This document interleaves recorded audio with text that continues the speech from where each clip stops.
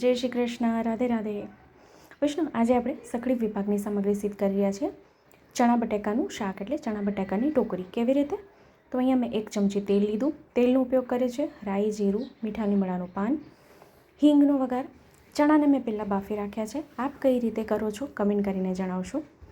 અહીંયા અડધું મરચું અને આદુનો મગિયા લીધા છે.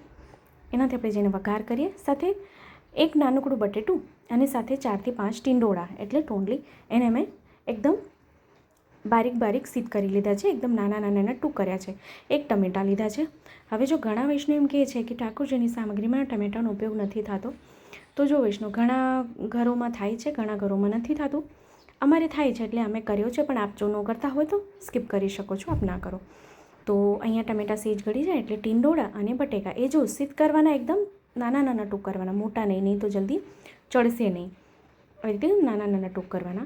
હવે જે ટીંડોળા સાથે લેવાનું કારણ શું, પણ જ્યારે આપ આ કરશો ને ત્યારે આપને ખ્યાલ આવશે કે ટીંડોળા લેવાનું કારણ શું. કારણ કે એનો જે સ્વાદ આવે છે ને ખૂબ જ સુંદર આવે. અને સાથે ચણા, બાફેલા ચણા લઈ લીધા છે. હવે બટેટા કાચા છે અને ટીંડોળા પણ કાચા છે, તો સાથે જ આપણે બાફેલા ચણા શા માટે પધરાવ્યા ખબર છે?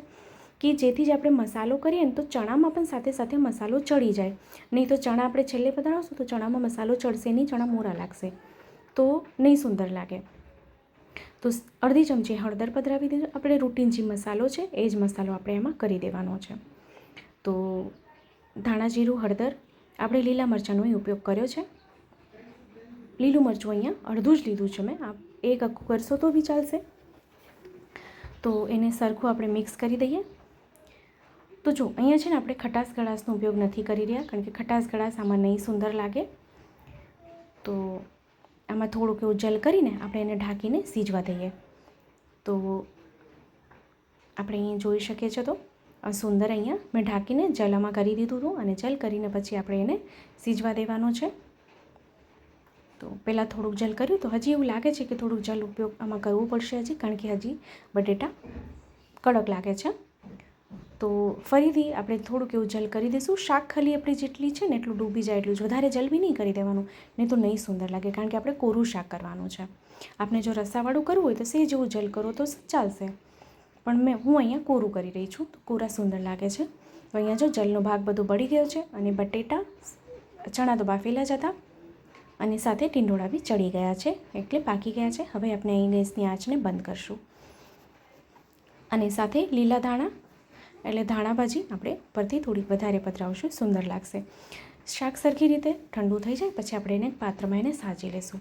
તો આ ટોકરી ખૂબ સુંદર લાગે છે. આપી જો આપ સખડી ધરતા હોય તો ચોક્કસ સિદ્ધ કરજો, શ્રી પ્રભુને ધરાવજો અને કમેન્ટ કરીને જણાવશો કે વિડીયો આપને કેવો લાગ્યો છે. સખડી ના બી ધરતા હોય, આપ પ્રભુને ના ધરતા હોય તો બી આપ ઘરમાં એકવાર ચોક્કસથી આવી રીતે આ શાક કરી જોજો અને કમેન્ટ ચોક્કસથી કરશો. તો ટોકરી સુંદર ઠંડી થઈ ગઈ છે. હવે એક પાત્રમાં સાજી લઈએ. તો એનો રંગ બી આપજો કેટલો સુંદર લાગી રહ્યો છે. તો ખરેખર ખૂબ સુંદર અને સરસ અને એકદમ સરળ રીતે આપણે ચણાનું શાક તો ઘણીવાર કરીએ, પણ શું આવી રીતે ક્યારે કર્યો છે?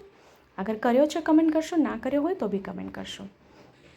તો ખૂબ સુંદર અને સરળ રીતે આપણે શ્રી પ્રભુને ભોગ ધરી શકાય તેમ અહીંયા સખડીની સામગ્રી એટલે ચણાની ટોકરી સિદ્ધ થઈ ગઈ છે. તો વિડીયો ગમે તો આપણા ગ્રુપમાં શેર કરશો, જેથી વધુથી વધુ લોકો સુધી વિડીયો પહોંચે અને એને પણ વિડીયો ઉપયોગી થઈ શકે. ચેનલ પર નવા આવ્યા હોય તો ચેનલને સબસ્ક્રાઈબ કરશો, બેલ આઇકન હિટ કરશો, જેથી જ્યારે બી કોઈ વિડીયો અપલોડ કરું તો આપ સુધી નોટિફિકેશન આવી જાય. તો આપણે ફરીથી મળશું આવી રીતે જ નવા વિડીયો, નવી સામગ્રીની સાથે. ત્યાં સુધી આપ સૌને મારા જય શ્રી કૃષ્ણ.